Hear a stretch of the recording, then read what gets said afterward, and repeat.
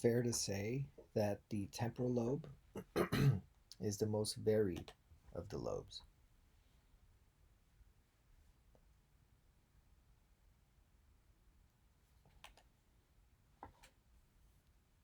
Sorry, let me just pick magenta to stay consistent. So we're going to connect these points, and the lateral fissure serves as the superior boundary. That's the temporal lobe. We already talked about how the ventral visual stream, the what pathway, goes down into the inferior temporal cortex. But let's look at this for a second.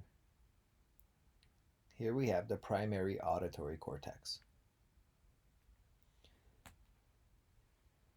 Now, from a lateral view, that's all you see of it. But remember, the lateral fissure is a deep crevice, and there's plenty of brain inside.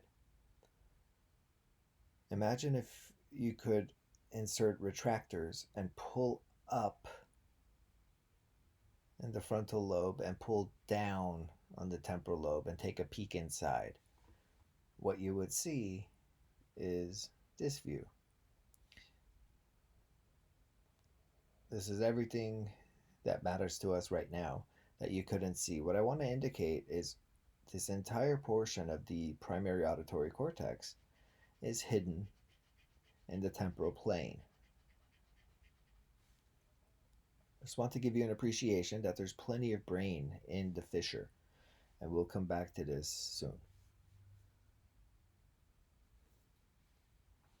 But what would the primary auditory cortex do but process hearing?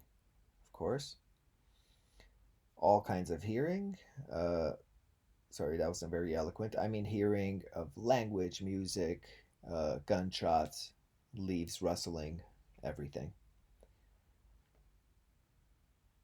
So there's vision functions, hearing functions, time perception.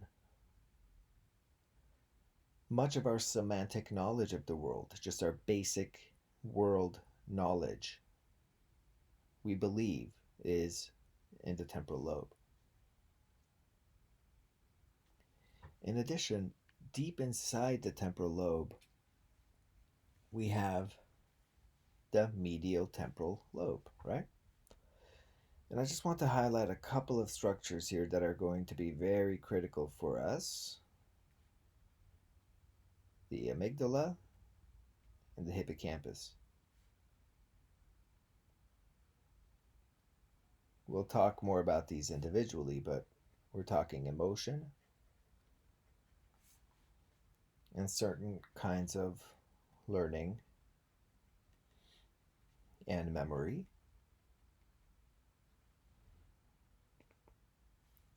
Pretty darn critical functions, wouldn't you say?